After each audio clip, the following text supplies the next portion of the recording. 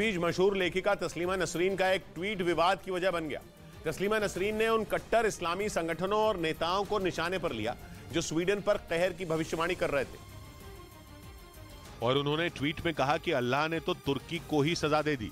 Sweden से इस्लामी कट्टरपंथियों की शिकायत 1 महीने पुरानी है। नेटो में स्वीडन की सदस्यता पर तुर्की अड़ंगा लगा रहा था, इसलिए स्वीडन में तुर्की के खिलाफ विरोध प्रदर्शन चल रहे थे। ऐसे ही विरोध प्रदर्शन में कुरान की प्रति जलाई गई थी। इस घटना का विरोध तुर्की ने तो किया ही था, दुनिया के तमाम मुस्लिम देश एक हो गए थे। उसी वक्त इस्लामी कट्टरपंथियों ने कहा था कि अल्लाह स्वीडन को कड़ी सजा देगा, लेकिन जब तुर्की पर तबाही आई तो तस्लीमा नसरीन कट्टरपंथियों को आईना दिखाने लगी। अपने ट्वीट में उन्होंने ये भी लिखा कि किसी भी भूकंप का अल्लाह से कोई संबंध नहीं है। लेकिन मुस्लिम कट्टरपंथियों का गुस्सा कुरान की प्रतियां जलाए जाने की घटना पर अब तक ठंडा नहीं पड़ा है, बल्कि अब तो दुनिया के सबसे खूंखार आतंकी संगठन ISIS ने भी स्वीडन समेत पूरे यूरोप के खिलाफ जंग छेड़ दी। और खबर तो यहां तक है कि ISIS ने इस घटना का बदला लेने की तैयारी कर ली है। मुस्लिम कट्टरपंथी संगठनों से जुड़ी खबरें छापने वाली वेबसाइट jihadwatch.org के मुताबिक इस्लामिक स्टेट की तरफ से आतंकियों को स्वीडन की घटना का बदला लेने का आदेश दे दिया गया है। इस बार यह खतरा इसलिए बढ़ा है क्योंकि निशाने पर सिर्फ स्वीडन नहीं है, बल्कि पूरा यूरोप है। कहा तो यहां तक गया कि ये 1400 साल से चली आ रही ईसाइयों और मुस्लिमों की लड़ाई का एक हिस्सा है। इससे पहले 2015 और 2016 में भी इस्लामिक स्टेट ने यूरोप में बड़े आतंकी हमले किए थे।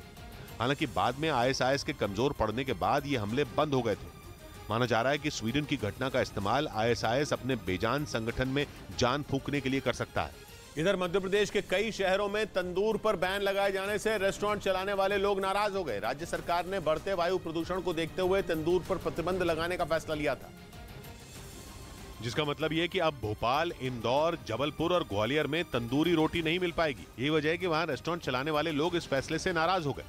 ग्राहकों को भी समझाना पड़ेगा कि अब गैस की आपको रोटी खाना पड़ेगी। राज्य सरकार के आदेश के मुताबिक अगर कोई भी रेस्टोरेंट नियमों का उल्लंघन करता पाया जाएगा तो उससे 5 लाख रुपए तक का जुर्माना वसूला जाएगा।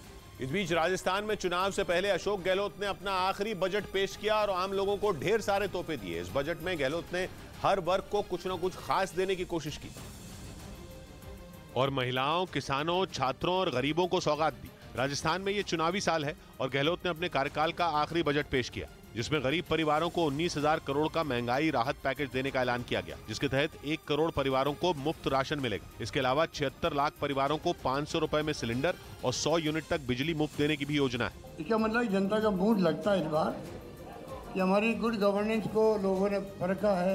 2028 के विधानसभा चुनाव को लक्ष्य बनाकर चल रहे गहलोत के बजट में छात्रों और किसानों को भी बहुत कुछ दिया गया।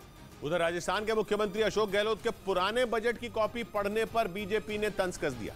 वित्त मंत्री ने सदन में विपक्ष पर तंज कसते हुए बयान दिया और गहलोत के पुराने बजट की कॉपी पढ़ने पर तंज कसा। राजस्थान में गड़बड़ है भैया, पिछले साल के बजट इस साल पढ़ रहे हैं। जबकि अशोक गहलोत अपनी गलती पर पर्दा डालते नजर आए। उसमें मान लीजिए कोई पेज आ गया गलती से, वो ठीक कर लिया। विधानसभा में अपना बजट पेश करने के दौरान अशोक गहलोत पुरानी कॉपी पढ़ते रहे, जिसके बाद उन्हें उनके ही एक मंत्री ने धीरे से टोका, जिसके बाद उन्होंने अपनी गलती सुधारी। न्यूज़ 18 इंडिया की web series FIR number 208 streaming now.